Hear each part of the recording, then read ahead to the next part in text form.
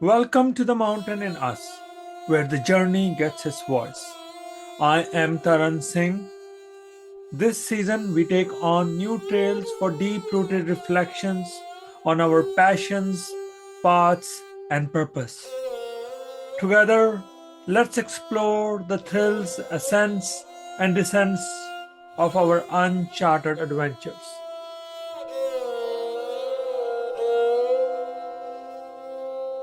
Hey, everybody. Our guest today is Satsuki Shibuya, a Japanese American multidisciplinary artist exploring intuition, visual language, and the art of transforming the intangible into form. We are here to connect on spiritual expression, our ultimate creative force. Welcome. Thank you so much for having me on today, Taran. It's wonderful to share time together. Thank you. And we're just going to jump in right away, starting with your name. And I want to understand a little bit more. What does your name mean to your spiritual self? Sure. So my Japanese name Satsuki is actually two meanings. My parents named me Satsuki because it's the month of May, and in Japanese, 5 moons, the fifth moon of the year, is written as Satsuki. So because I'm born in May, they decided that, and it's also a name of a flower, Satsuki. But in terms of my spiritual self, I'm very strongly connected to birth names because that's one of the ways that I channel people's energy. And so what I think of when I think of my own birth name is it's almost like the marker that's placed upon me, or my frequency coming into the planet, and the frequency I carry until my death. And it's almost the marker that keeps me in a way part of the planet on a physical level, because I feel like otherwise I might just blend in or float away. And another way, it's my identity, and on a very physical level, allows me to navigate the world with kind of a compass, to say. And so there's a lot of meaning, I think, spiritually behind my name that allows me to be who I am, at the same time continue to create the definition of who I am. But at the same time, also, I think spiritually allows me to navigate the seen and the unseen worlds in a way that kind of resonates with that name that I came into the planet with. Yeah, what you said there caught my eye on a lot. And the thing is that Sat, which is also has a Sanskrit root, and that's how it probably got into the Japanese culture. I want to know a little bit about the flower first before I go expand on that. What is that flower that you mentioned, and is it a is it a myth flower or a real flower that blooms in Japan? Can you explain a little bit more there? Sure. So I know it's like a real flower. I don't know if it only blooms in May. To be honest, I only found out about what it is through my piano teacher who loved gardening. And one day when I walked into my piano lesson, you kind of walk through the garden to get to the door. Her husband is outside, and he said to me, he's such an intellectual man, and he used to love to talk about all kinds of things. So he said, "Hey, Satsuki, come over here. Let me show you something." And okay, I think I was in elementary school. He's like, "This is Satsuki," and he pointed to this flower. And I looked at him and said, "What do you mean?" And he said, "Well, this is your flower." And that's the first time I saw it. And it's this really cute little dainty. It kind of grows in a little bush, and it's not anything flashy. It's almost like a filler flower almost, which I loved. That it has a presence, a quiet presence. And I remember feeling very happy about knowing that my name was a flower. Yeah, so that's kind of a little story behind how I Yeah. found out about it. Interesting. And in a lot of Eastern religions, Sat means truth. Sat is Mm, means truth, and when you said, death, and the way they say the only truth is that you going home when you die, the world is an mm, illusion. And when you Mm, die, your spirit is going and transforming into its real abode, which was interesting when you tied those two in a different way. Uh, mm. I also want to double click a little bit on Shibuya because I was in Shibuya crossing a couple of months back or a couple of months back, Right. like millions of people running around and Mm, getting their poses, and which is totally different than the spiritual journey where you are basically surrounded by darkness sometimes and you have to mm. fight light and meaning. The path that you have chosen to find that meaning in your name, how has that change your outlook on how you see ups and downs of life, especially when darkness is abound? I think that growing up, my name, because I was born and raised in the U.S., Los Angeles to be exact, and my parents are from Japan, so I'm second generation. And at the time in the 80s when I was growing up, there weren't a lot of different races, I think, where I was at the time. And so, and I don't have an American name. It's just Satsuki. And so when people would say my name, I felt a lot of shame behind it because a lot of times people would either make fun of it, they can't pronounce it, it would be completely butchered. I would get like Satsuki or Suzuki or, whatever. And I remember always wishing, oh, I wish my parents gave me an American name like my friend Jennifer or Sarah or something, that people are used to hearing. Even going to amusement parks, I remember, you would see keychains of names, and I would always look for Satsuki. Of course, there never existed a keychain with my name on it, unless I go to Japan. And so it was for a big part of my life, I think it was an identity that I didn't want to be associated with. But once I hit my mid 20s, and I think the more I started to awaken to my own truth and what it meant to be an individual living this life and what it is that I'm looking for, what it is that I want to say. And I think only recently into my 40s did I really kind of come into this merging of name and the meaning behind it, the thought that my parents put behind it. To name a child is pretty much they're giving you this identity. Whatever it is that they're carrying from their ancestry passes on to you, whether you know or not, comes with the name, I think. Especially in Asian culture, a lot of times names are passed down from generation. And so with my last name, Shibuya, and how it's funny you say that it's like this busy crossing, in Japan and Tokyo, and a lot of people think of it that way. It actually, my last name actually did originate from that area when I traced back my ancestry. But throughout the many decades, that Shibuya clan moved down south, and south is where my dad is from, Fukuoka, but it actually moved down south. And so the last name carried, but the actual origin is from Tokyo, that area is what I Okay. found out. So, all these things kind of tied in together. I feel that now it's almost as if the spiritual aspect of my name is one that gives me a place of home, identity, but at the same time, it also allows me to be, how do I say it? Because of where I live, there's no one knows what Satsuki Shibuya really, there's nothing really attached to it here because it's not an American or English name. And I think there's like an autonomy about it that I love because it's almost as if I can choose what that means, not only to me, but whether I attach it to my artwork or whether I attach it to a piece that I Yeah. do, whether I meet someone in person for the first time. It's Yeah. almost as if each time I'm able to connect with people through my name that doesn't require me to have to live up to any expectation of what that name means, if that makes sense. Yeah. No, it does. It feels like you are both rooted and liberated at the same time because Mm. there's not enough people around you to put you into the Shibuya clan. Yeah, I'm going rogue. Yeah. Well, I didn't think about it when I crossed the Shibuya crossing that it would have a spiritual connotation in many ways, but life is life. The muse of life is in such a way, and I want to cross that one with you a little bit, understanding since music was such an early part of your love journey and you love it so much.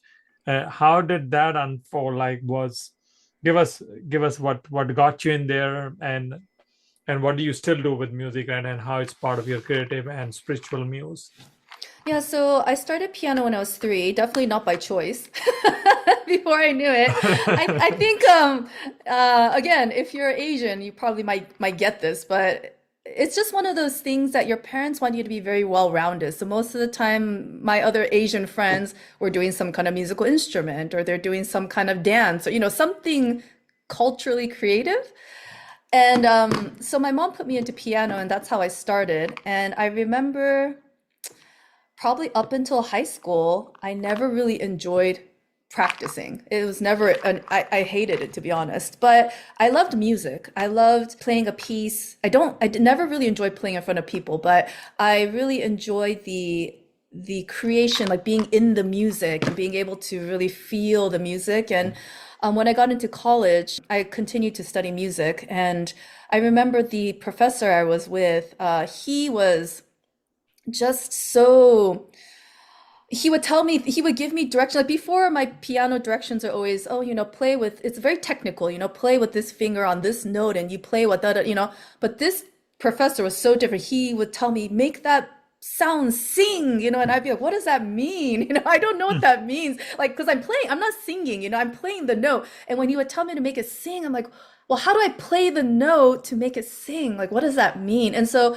it almost, he kind of helped to start, now looking back, mold my brain in a different way to see things abstractly from something that's very technical and physical. And so I continued to study music throughout college, my undergrad, and then I went back to school to study art. And during that time, I kind of stepped away from music, and I was really focusing on my art practice. And so during that time, I would teach piano on the side to make money to support my art studies. And so there was really there was a period of time where I wanted to be a singer-songwriter. And so I was pursuing that for about 2, 3 years and before I went to art school. And that's something I seriously considered. But after seeing my friends coming out of music school who were composers, who were really pursuing it, I thought this is definitely not my calling, because it's when you're writing music, it's, to me at least, not to them, but to me, it just felt too abstract. Like I couldn't see what I was building. It's very much in the mind, and you are writing notes, but writing notes is almost like reading Braille. You don't see it happening. It's all only when you're performing the music that it comes to life. And to me, that just felt a little bit too out there for my brain. And so I remember thinking, okay, I don't think I can do music as a career. It's just a little bit too, yeah, it's too much for me to wrap my head around. So I went to art school, and then after graduating art school, and maybe about 5 years into having my art practice, I started to desire going back to writing music. And so I started to write music again, but more so just music that connected with my art. So it's almost as if I was cross-pollinating. The art was speaking to my music, and then the music that I was writing would support my art practice through rhythms, colors, sounds, overlapping. And then I got an opportunity in Japan to do a solo exhibition where I wrote the music and I was able to show my work, like a Yeah. full immersive experience. And I think uh, that's when it came full circle for me, where I realized that how we express ourselves as being, whether it's through poetry, dance, music, art, it's all coming from the same source, just the outcome is different, but that they all can kind of live together in this similar ecosystem of expression, and you can kind of weave in and out.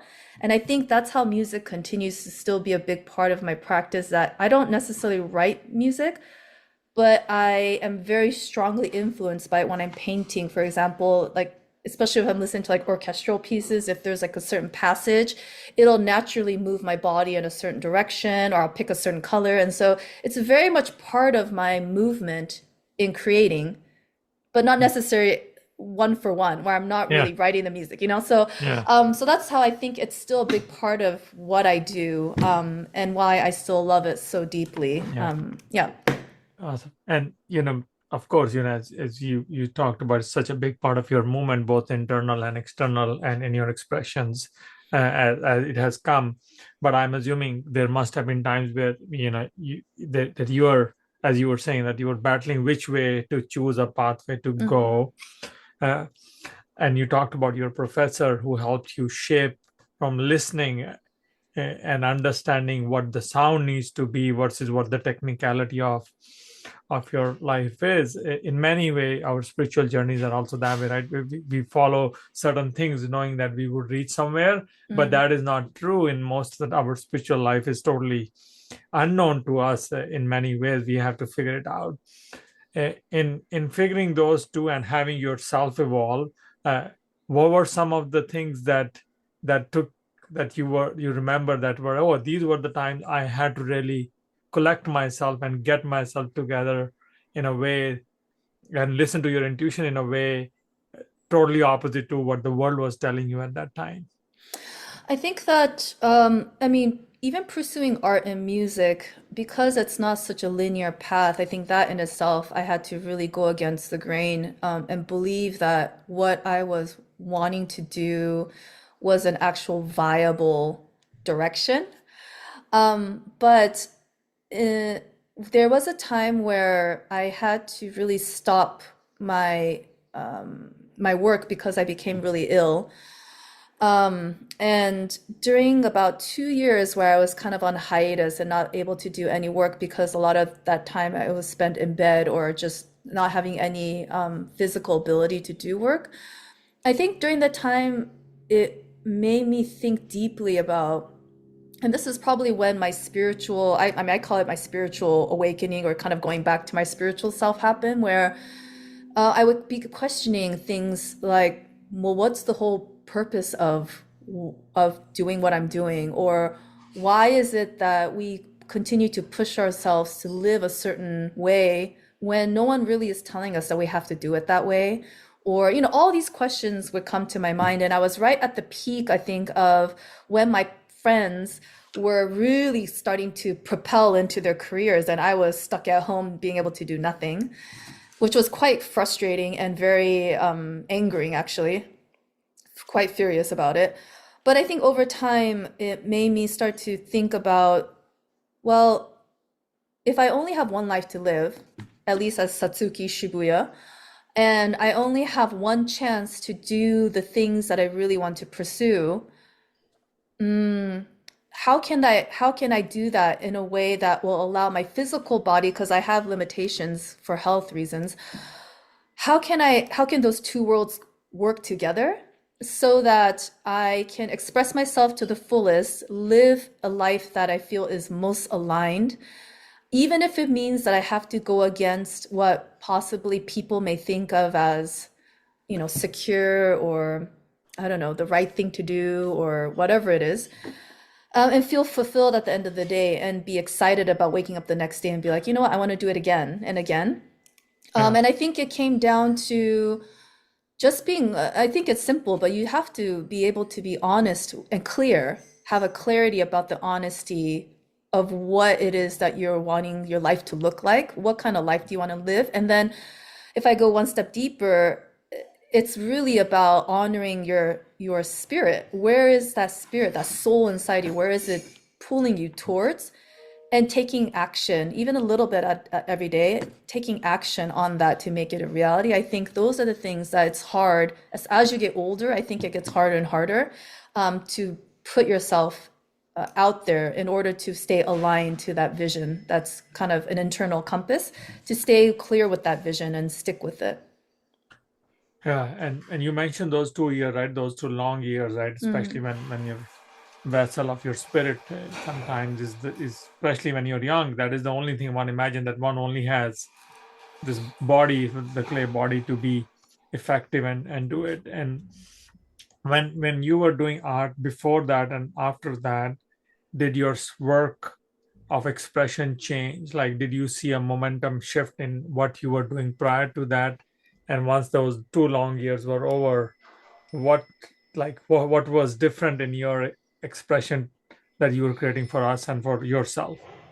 Yeah, absolutely. So before becoming sick, it was really about output. So I was doing a lot more graphic design and design oriented work. And so it was always about the next season. What's the new thing? How can I put myself out there? How can I hustle so that I'm getting more known and getting better work and making more money? And so it was really about external pushing. After the 2 years of just deep contemplation and coming out of it, it was a very slow process coming out too, where it was experimental. I'm trying different mediums. I'm trying to figure out what's connecting. It wasn't so much about external validation, but really letting my internal world guide me. So every time I would try photography, that didn't feel good. I try some other medium, that didn't feel good. So it's always just trial and error until I think I distinctly remember one morning, and it was about maybe 6 months after I was just kind of fiddling around with watercolor. Because my background is not in fine arts, I was studying graphic design. I didn't do much painting at the time. But I figured, I'll just give it a try and see what it feels like. So I started painting apples and houses, and nothing was really speaking to me. And I remember one morning waking up thinking, you know what? I'm gonna paint what I feel. I want to know what that looks like visually. How can I make that happen? And so I went into the studio. I just grabbed a bunch of paint and brushes, and I just started letting my intuitive self guide me and letting that flow. And I came out with this very abstract watercolor piece, and I thought, this is it. I don't know what I'm going to do with it, but I love it. I love what it looks like. I really feel connected to it for the first time, I think, in my life, where it made sense. The internal self and the external expression actually came together, and it felt effortless, which is the weirdest part of it all, because I've always been about effort. It's always been about trying and pushing and doing. And the one thing that really spoke to me was the thing that seemed the easiest. And so that's when I knew, okay, I think I've hit something. I don't know, again, I didn't have any idea what that meant, but I just knew that that was kind of the turning point for me. Yeah, such a joyful way to put your liberation on a canvas. My mother is a watercolor artist, but Mm. I do not do any art. I wish I could, but I admire how those pieces shape up, because the watercolor, if you have to be, at least what I've learned, seen my mom, you can't just sprinkle it and assume, and there's no second time to correct it. You have one time to do the right thing, because the color spreads so quickly, just like our spirit, right? Sometimes it doesn't give you a second chance, that Yeah. you have to come in a different vessel. Yeah, yeah, yeah. Right, but what I've also looked at, when I've looked at some of your pieces, the intention of color, uh, however it is coming, is so potent. Like you design something that is spread on a canvas, but the colors speak to you in some way. At least to me, I feel that they are telling us a story, even though your intuition is looking in abstract. But something that has happened on the canvas, that is talking to you. And when you are done, do you talk back to your canvas, or what is going on in your head and in your spirit when you see your piece, and when it is out there in the galleries, when people are looking at it? um, what is going on in your process and our process, that you think is going on? I know, tough. Oh, yeah. I'm always curious what people see. So it's always such a treat when people are very kind to share their experience of what they're seeing when they look at my work. I always feel so grateful. Because as an artist, you're working alone for the most part, and you don't really get a chance to see the other side of it after the artwork is out there. What are people responding to? But for myself, when I'm painting, lately my process is shifting where I paint a piece based on something I'm sensing or feeling. So for example, right now I'm very deep into dreamscapes, and so that's kind of the world I'm working in right now. And so these themes kind of come into play, and I don't know, sometimes it could just be here for one collection of work, a body of work. Sometimes it lingers for a while. So right now I notice it's lingering, and I've continued to kind of come back to this dreamscape. But while I'm painting, it's a combination of sensing, intuiting, channeling messages that are coming through, visuals, and also I'm looking at the color palette and what is speaking to me at the time. Right now, it's like a lot of light blues, pastels tend to be my color palette, and so those are kind of working together. And then the new part of the process has been so before I would be working parallel. So I would write poetry or channel messages after I paint, and it would be two separate things. But now I'm noticing after I paint, I'll start getting a download of whether it's a channel message or poetry of the painting itself. And so now I've been writing on the back of my paintings the actual channel message.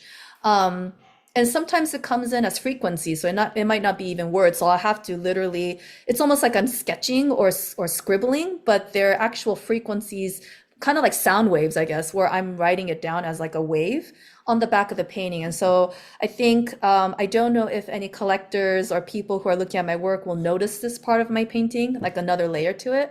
But I'm noticing that the two worlds are starting to meld together. Yeah, And your own special signature in your yeah. own way to decipher what that meditative expression, because what Mm, you're saying is such a meditative way to put your world out there, and make it happen. mhm. And I wanted to click a little bit on that putting that signature and putting that piece together, and especially, you have a Substack, you also write about so many things in such a very reflective manner. Uh, has that download come as your evolution of self has changed, or it is just that you thought there was a need for it? Um, I think it's both. I feel that the downloads come whether I like it or not. They're kind of just happening. I feel that by writing it or encapsulating it in text or writing, I mean, text or painting or those tends to be my usual mediums, or speaking about it, voice recording, it's allowing me to kind of synthesize instead of just keeping it in the body, which I'm realizing can make me quite sick. By synthesizing it and kind of bringing it out in some way, shape, or form, it allows my body to process all the energies that I'm sensing and feeling, which can feel quite overwhelming at times. And by sharing it, my hope is that it will, in some way, shape, or form, support others on their life journey in whatever shape or form it may be. But at the same time, it's very healing for myself too, because I think when I see it, a lot of times I'm even taken aback by a painting or a writing. I'll look back and think, okay, I can't believe I did that because it doesn't feel like it's for me a lot of times. It feels like I'm just the channel that it's coming out Yeah, through, but I don't feel like I'm doing it, So that there's sometimes a strong imposter syndrome that happens with it, but I think yeah, it's both. I think I feel like I have to do it, and it's also I can't avoid it, or it's not. I'm not able to control it as well. yeah. I think that's why, as you said, right, as we think about linearly, you can't imagine it, but once you think about it creatively, then anything is possible, right? That's and then sometimes as humans we can't believe what we did, but we also know we didn't do it, right? Because there is this big universe that is always giving us its hope, and its meditative powers, and its energy for us to infuse that back into the creation, Mm, right? mm, And it, the size of the canvas is different, but I think we are all doing the same thing. mm, mhm, But we do also get stuck, right? We do also get stuck, mm. and we we do Yes. also go through those periods where we don't have we don't feel enough power to do things, Yeah. or get stuck in our shallow waters, and somebody has to save us from our puddles. That's what I Yeah. call it. Yes, yes. Right, and as an artist, we all do go through it, right? And it's a long journey, Mm, because a piece can take days, months, sometimes it can take a couple of hours, right? So mm, mm. talk to us, what is Satsuki's practice to keep finding motivation, and keep herself in flow when things do get murky. Ah, well, I do know I can't force it. I've tried a few times doing different techniques like painting every day, or I don't know. It's like there's like these techniques that people say when you're stuck, and I've tried them, a lot of them, and I think what works for me is I just step away. I don't keep grinding at it because I think it gets worse in my case. It doesn't get better.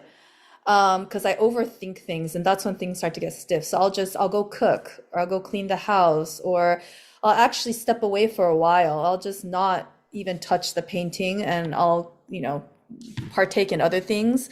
When I have creative energies, I'll write or I'll sketch or do something else. And I think the time away, it's similar to love, when you're with somebody and you're in that relationship. And when you're apart, it makes you grow, like you want to be with them even more by being away. And I think with my art, it's similar where if I stay away, I think I'm noticing this too. It's like the longer I stay away, the stronger the passion is. And so when I come back, I'm like on fire, And it's like, I miss this so much.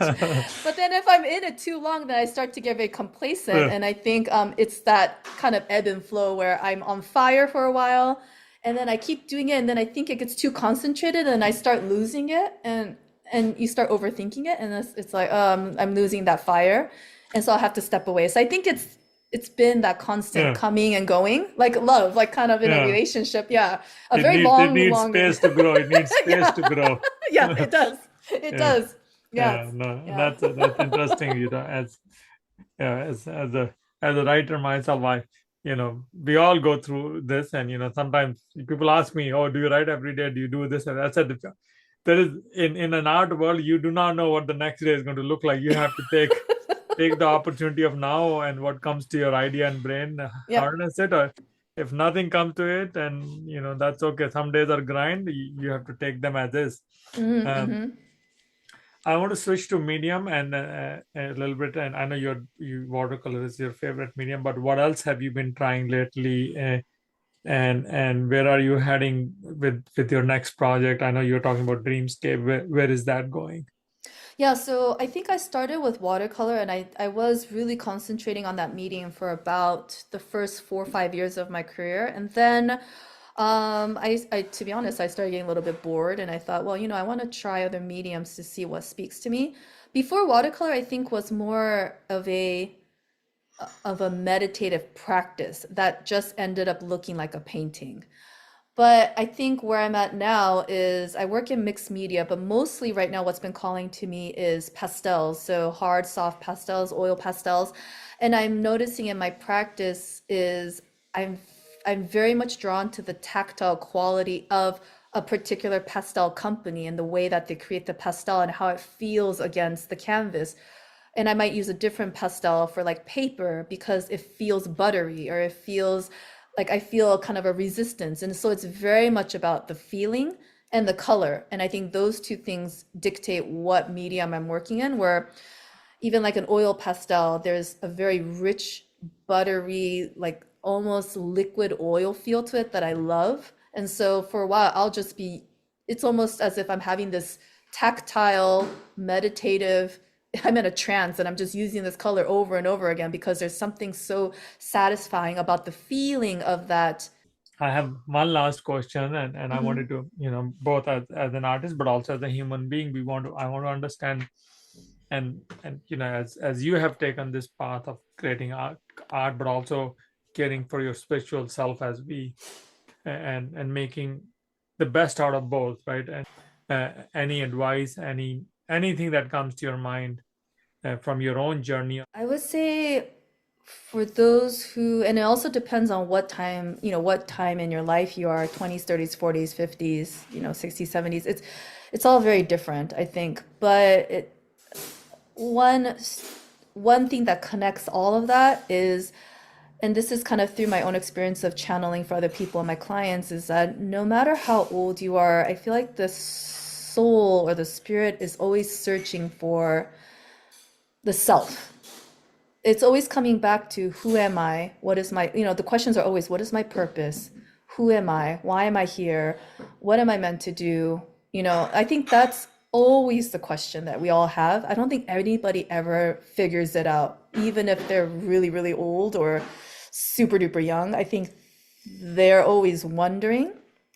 And what I found that's helped with getting closer to the answer, whether you ever find it in life or not. I think the fun part of living life is you're always in search of it. That's the process, is the fun part, not always finding the answer. But I always share that if you feel whatever it is that either you're doing, you're thinking, you're feeling, you're sensing, whatever your strengths are. Everybody has their own way of understanding the world. If any of those things speak to you strongly, meaning some people will feel it physically, other people it could be very mental, but you'll get a reaction, some kind of knowing that doesn't have to be logical. It's just you know that it connects with you. The more that you can bring those things into your life, the more you'll feel fulfilled, the closer you will to be aligned to your true self. And even through that process of alignment, you learn lessons along the way, whether they're tougher lessons or whether they're enlightening lessons. But we start to piece all these different pieces together and we start to build a very unique way of existing in this world, in this iteration of ourselves. And I feel that when we are able to every single day bring a little bit of that into our world, and it doesn't have to be perfect. We don't have to be constantly 24/7 being like the most highest spiritual being or anything. But if we were to continue to just in little moments of our life, it can be something where the way that we're talking to someone, we choose different words because it's more in alignment with who we are and we want to align with another. It can be the way that we work. How can we bring a little bit more of ourselves into the work so that we feel more fulfilled? All those little things I think add up. And by the time we hit our later years, if we're lucky enough to live a long life, that we can look back and be, oh, I feel very fulfilled. I feel very much aligned with who I am. And I think that's when we start to actually see, even on a deeper level, oh, this is what my soul is about. This is who I am as a being. All these questions that we have about ourselves, I think, become clearer as we process and live through life and bring all these little pieces together Awesome. within us. No, thank you. Thank you. I love what you said there. The iteration of I and the deeper connection and fulfillment we get is through practice. And this was such a wisdomful and such a joyful conversation to have. So thank you for coming and thank you for sharing your journey with us. I loved it. Oh, thank you so much for having me. I really appreciate this time together.